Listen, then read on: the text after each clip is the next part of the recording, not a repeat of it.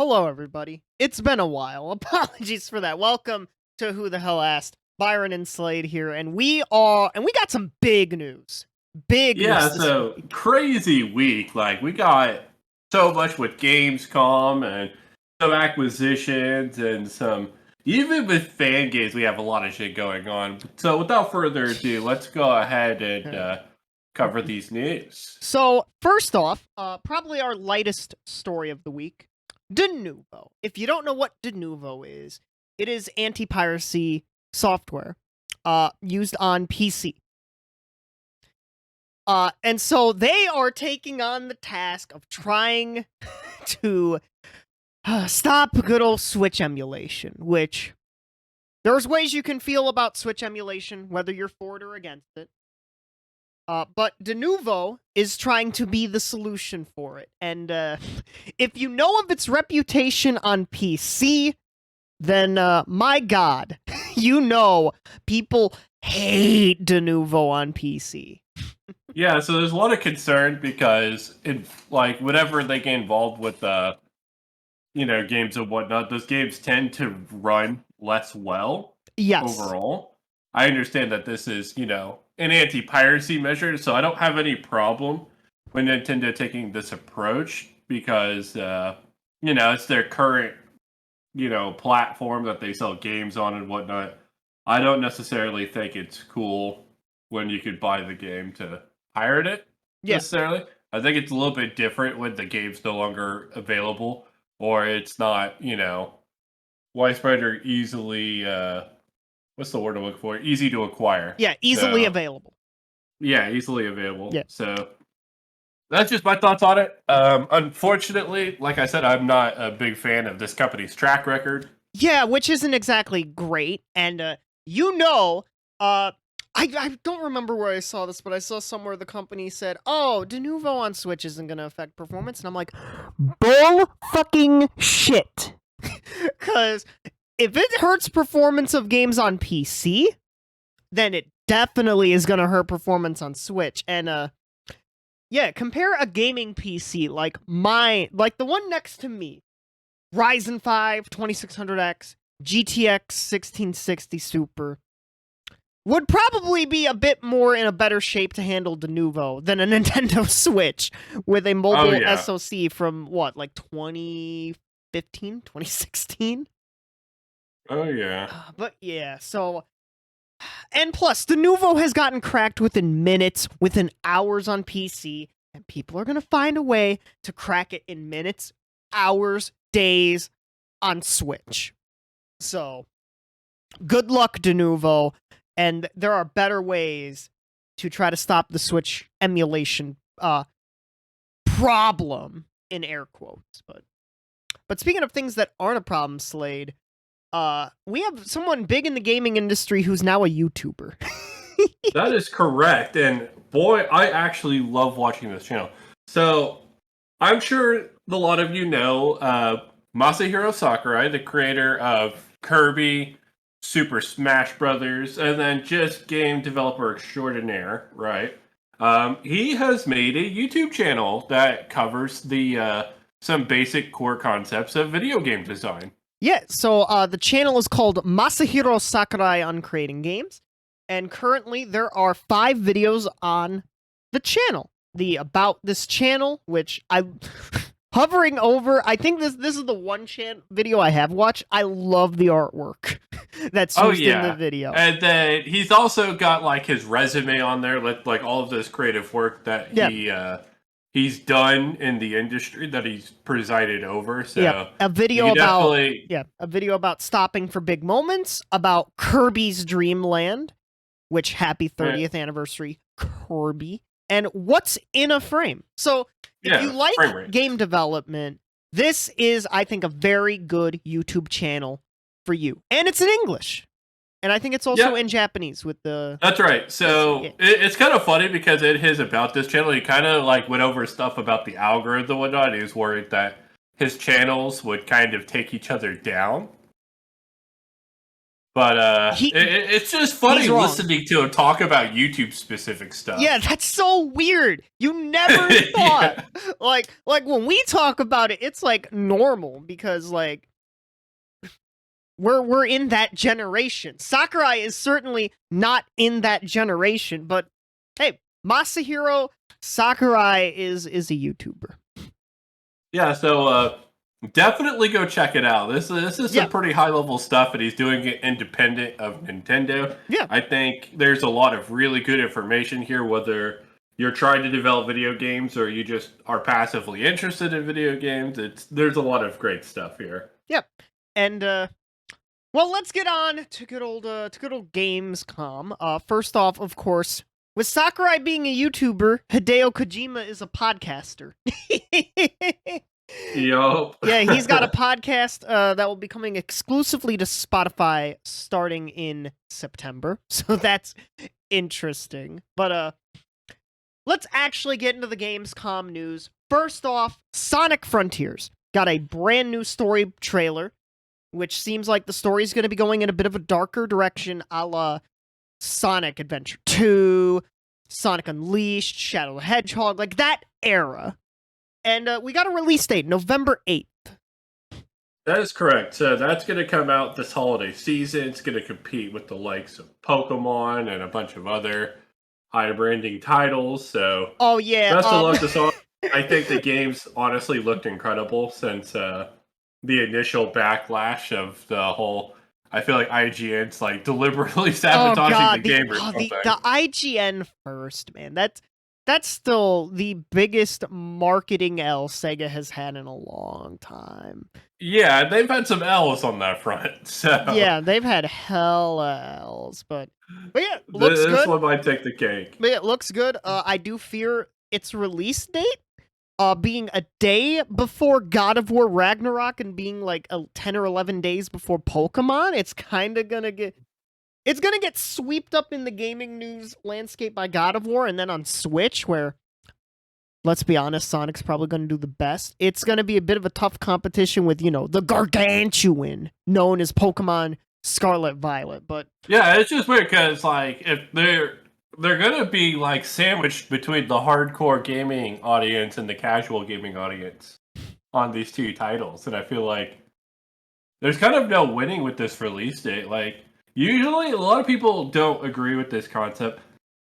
I think a game's release window is probably the most important aspect in terms for game sales and whatnot. yeah, like, And if they're wanting this game to succeed, like I would 100% delay a game, even if it's 100% ready to go and whatnot, to put the game in a better position to succeed. I'd be pushing this shit in like January, honestly. I will say, I get why they're releasing it in November. Obviously, get that holiday sales numbers, and like God of War, yeah, it's gonna take a little bit of that shine away, but God of War, Ragnarok, and Sonic the Hedgehog are in very different genres, in very different categories of games. That's true. And not only that, the Sonic fan base. But here's the thing, though: the Sonic fan base is going to get this regardless. Yeah, but they'd get it on Switch.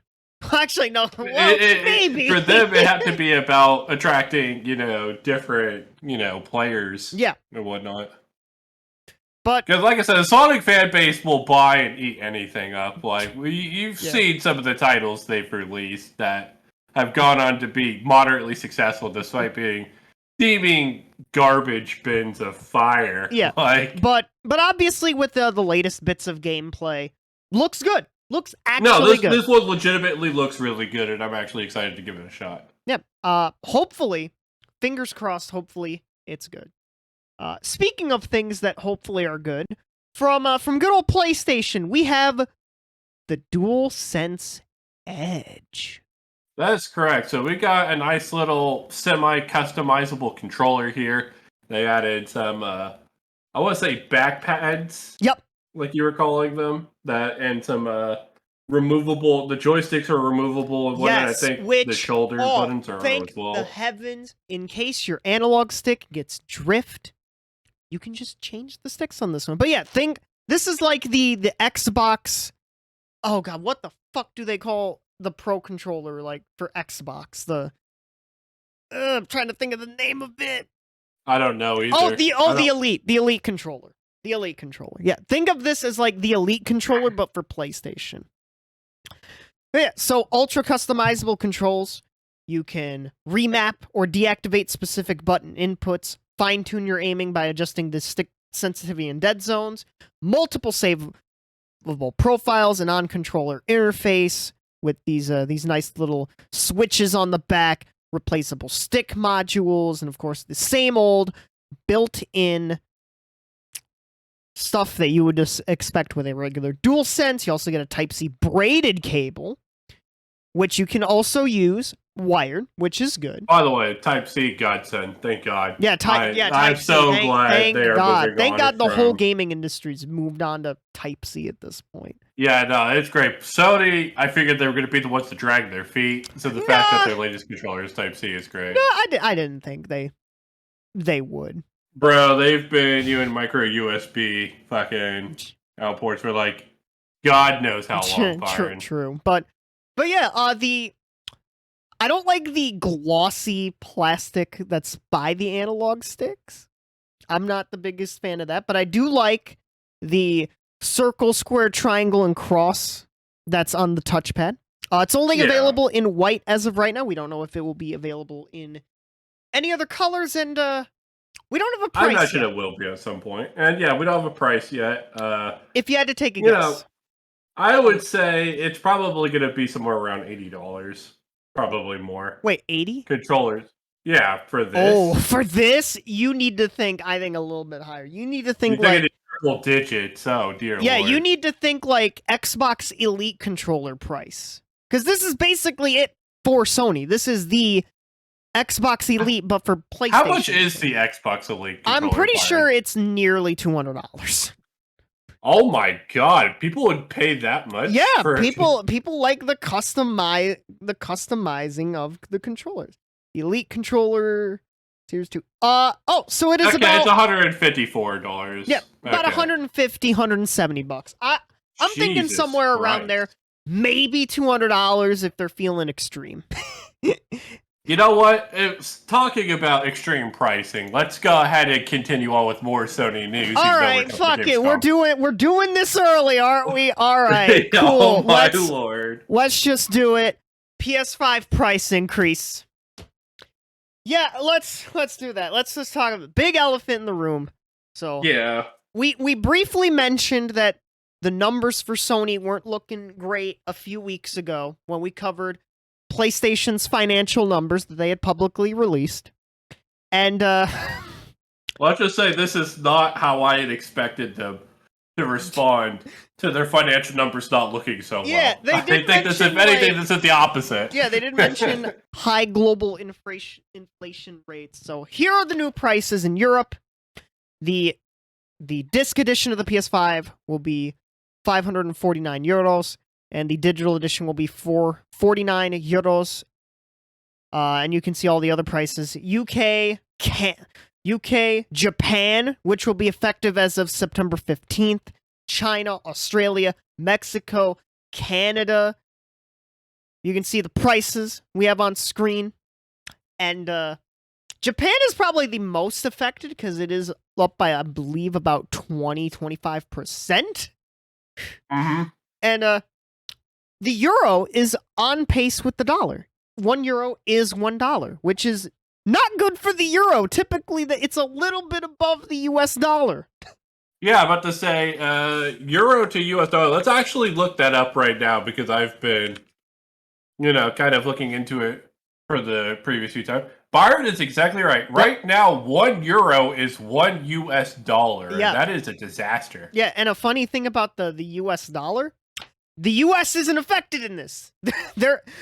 To quote the blog, there will be no price increase in the United States. So, a bit wild, a bit crazy. And they, of course, have gotten reamed over the coals for this. Oh, yeah. I mean, it's not like we have a fucking crazy, insane global inflation rate that's literally starving families and fucking going absolutely crazy right now. Yeah. Never mind that gas prices are higher than they've ever been, and those still are going up. well, those are starting to go down. That's fair, but like, but still, the fact of the matter is, inflation right now is destroying civilizations left and right. I guess, and their response is to increase the prices of all their fucking entertainment consoles. I don't know about that one.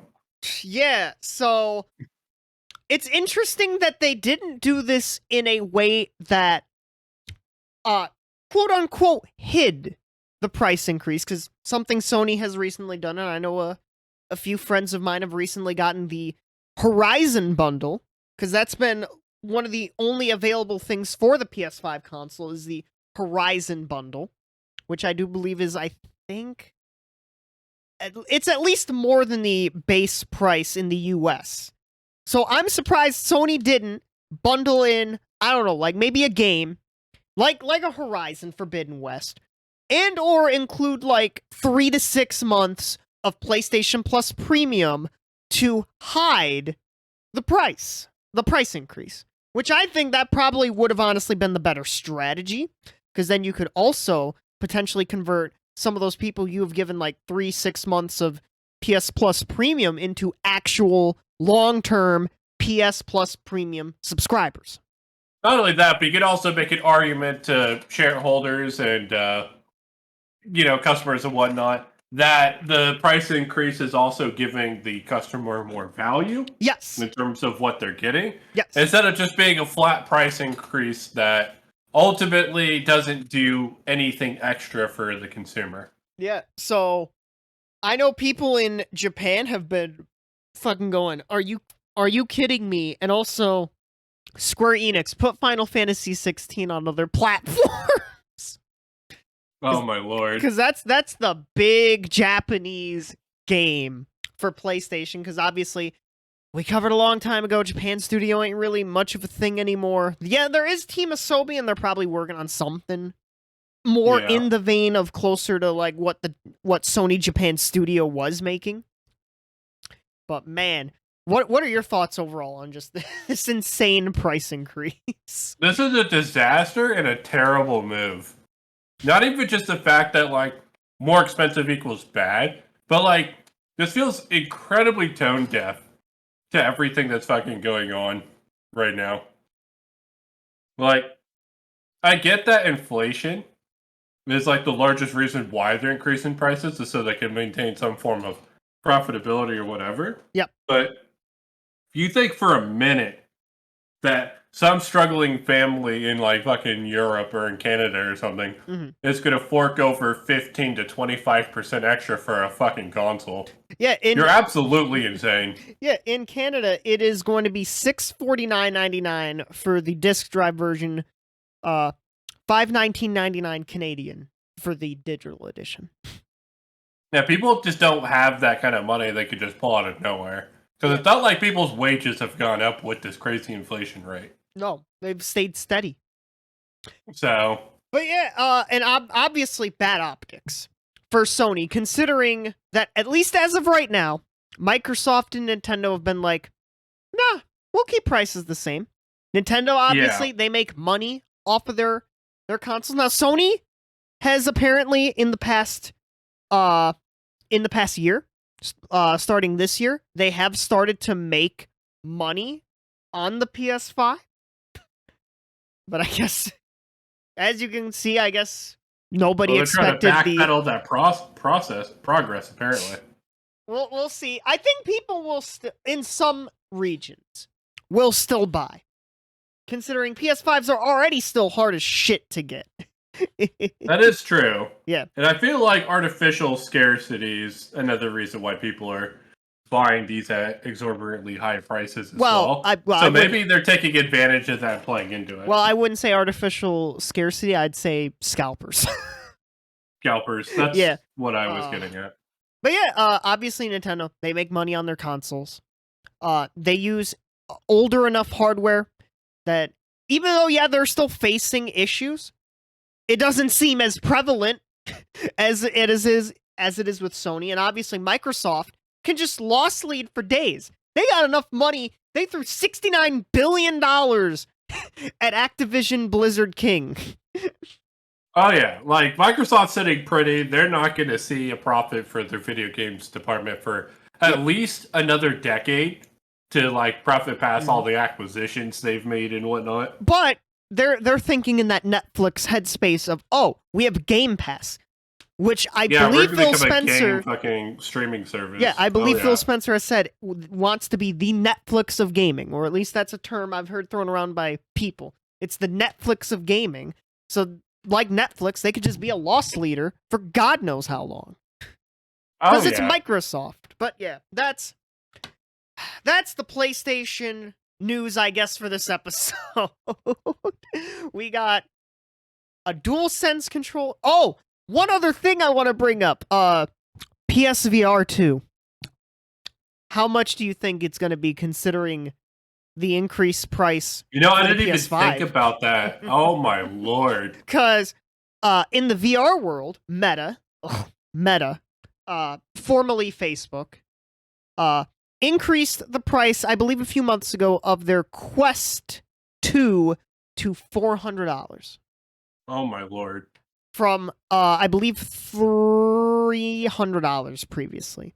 I'm thinking I wouldn't be shocked if PSVR 2 costs as much as a disc edition of the PS5, at least in the US.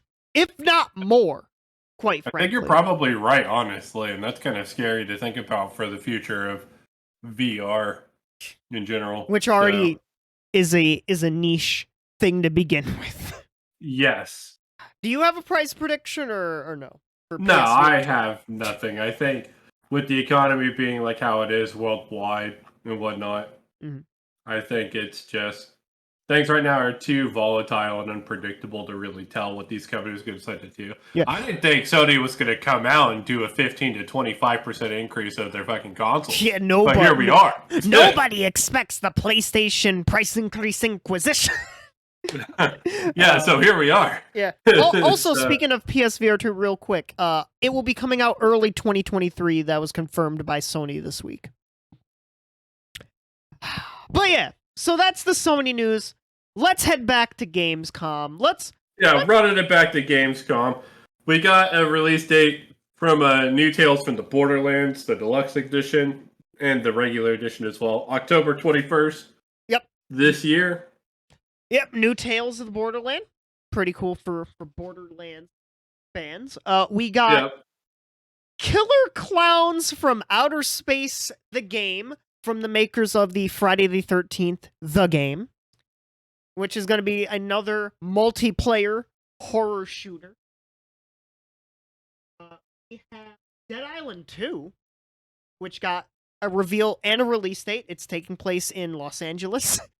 With the tagline "See you in Hell." That will be coming out on February 3rd. And the final big thing from Gamescom, Pokemon Go Vroom Vroom. Yeah, so the Aceman concept car, a car that looks like you're going to be able to play and watch Pokemon in the comfort of your own vehicle using some sort of projector from the front of the car. It's kind of like if your car was also a movie player and a video games console. That's right, yeah. As you can see in the screenshot right here, it shows them watching the old Pokemon anime. Yeah, and, it's an interesting concept. I'm not really quite sure if Pokemon's approach into the auto industry is going to pan out quite the way they think it will. You know what I just thought of?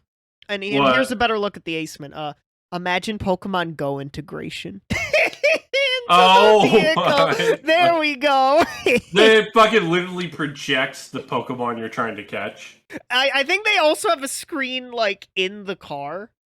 So also that, but if this is just a concept. Keep in mind, a lot of concept cars don't become reality, but maybe because this has been publicly shown, it might actually be a real thing someday. That's crazy. A video game console that is a car. Man. My one complaint with this car, Pikachu's like the big Pokemon they're branding it with. Why green? Yeah, that's why green? Why not You think it'd be yellow to match yellow? Pikachu? That's my I think, to big be complaint. fair, yellow might look a bit fugly. It doesn't And that look. might It doesn't be look why. like the worst. It's a decent look for an electric vehicle. Yeah, but in the case of your car also being a video game console, no, I don't think yellow would be the best look for him. I don't know. Sure, but The whole thing is really, really weird, but I like it in the sense that I'm not going to be purchasing one. I of don't these. think any of us will be purchasing this. We don't know if this is gonna be a thing like outside of like I'm maybe just Europe worried and because Japan, like they're but- using like a Batlick alley, like a concrete wall yeah, for the lighting for their movie. yeah. This is gonna encourage people to fucking run their cars in their garages and shit. Well, it's And, an like, electric vehicle. So. That is true. It is an electric vehicle. You got me there. Yeah, but so like it wouldn't be as bad if it was like a V8 engine, gas powered, you're like just running it in your garage. like a Ford F-150 or some shit like that. I imagine it's probably going to eat up a lot of power, though. It Well, definitely could eat up a lot of power. That's why I'm like, I don't know about them. This is an interesting choice. I'm just gonna say I'm a fan of it and leave it at that. It is. But yeah, that was pretty much it from Gamescom opening night live. That was important. It's probably going to be the worst of all three of Keeley's shows this year. Summer Game Fest, the upcoming Game Awards, which we do have a date for that. It'll be Thursday, December 8th. That's when that will be happening, and of course, so look forward to me probably not ranting about this one because I think it's a foregone conclusion who's winning everything. Oh, Slade, don't worry. Last of Us Part 1 will get nominated. I guarantee fucking Oh my god. I will actually flip my shit if that happens. No, The Last of Us Part 1's actually really good though, but like I don't think remakes and remasters should be up for awards. That's just me personally. That's another topic. topic. The game is radically different from the original, like Final Fantasy VII remake. Yeah. Then I'm fine with it. But that's a topic for another day. Slade can rant about while. Oh yeah, we got some juicy predictions coming about those as well in regards to what games we think are going to be nominated and whatnot. Well, but yeah. So the last thing we have to cover, Embracer Group. We've talked about them a time or two before on the channel with their various acquisitions of Square Enix companies, including Crystal Dynamics. Well, they went on a fucking spree. First off, and let's say they got some pretty major shit. Yeah, so first off, they announced the creation of another operating group called Embracer Free Mode, which is cool. Newly formed operating group focuses on 6 broad and diverse business markets, blah blah, including retro, classic, heritage, gaming, and entertainment. Which I don't think Embracer has a group yet that's focused on retro, classic, heritage gaming and entertainment. Yeah, so it seems like they're putting their recent acquisitions before this round of acquisitions to good use. Yeah, looks like they're spreading and using their talent around. But let's talk about the big boy. Yeah, let's talk about some of the big acquisitions. So first off, you may have heard of this company. Limited Run Games, the makers of limited time physical games for indie games. They have had their fair share of controversy, but they are now under the wing of Embracer Group. That is correct. That is definitely a pretty huge acquisition for them in regards to like, I'm trying to think, because I'm trying to remember what they developed that was like, people were talking about, because they had their fair share of like controversies, like you were saying. But they're going to be part of the aforementioned Embracer Free Mode. So they are going to be part of the retro, classic, heritage, gaming, entertainment, and more lineup. Okay, but let's stop pussyfooting around the issue. Let's talk about the huge acquisition. All right, let's fucking talk. They acquired Lord of the fucking Rings. Yeah. You did not mishear me. No. That's right. They didn't just acquire rights to make games for it. They literally acquired the IP. Yep. So, this will also be part of Embracer Free Mode. But yet, through its whole, have entered an agreement to acquire Middle-earth Enterprises, a division of the Saul Zaentz company, which owns a vast intellectual property catalog, and worldwide rights to motion pictures, video games, board games, merchandising, theme parks, and stage productions relating to the iconic fantasy literary works, The Lord of the Rings trilogy, and The Hobbit by J.R.R. Tolkien, as well as matching rights in other Middle-earth related literary works authorized by the Tolkien estate and HarperCollins, which have yet to be explored. Yeah, this is huge. Yeah, that's not just that's really massive. I was stunned. I tell you. Absolutely. Like, I was like, I thought they were just like, let me get the rights to make like games and some media and whatnot. No, they just straight up acquired the full ass. yeah, IP. they bought it all. Embracer. Holy shit. That was Yeah, definitely like, not what I was expecting. Limited run games, obviously, that's a big buy because limited run games has a well-known name, maybe at times controversial name, but we're talking fucking Lord of the damn Rings. The Herr der Ring. Yeah, so expect Lord of the Rings video games at some point. Oh yeah. Definitely looking forward to seeing how this all pans out. Maybe we get a remaster of the trilogy or something, or like new movies or something like that. Only God knows what they're planning to do. Yeah, God. Companies like these don't make these kind of acquisitions when they don't have big plans. Yeah, Jesus. Yeah, like Embracer Group is a name prepared to hear more about. And we're going to quickly talk about some of the other acquisitions. They acquired Singtrix, which is a Los Angeles-based team with a award-winning creator of industry-leading vocal processing effects technology for karaoke gaming and entertainment. So that's an interesting acquisition.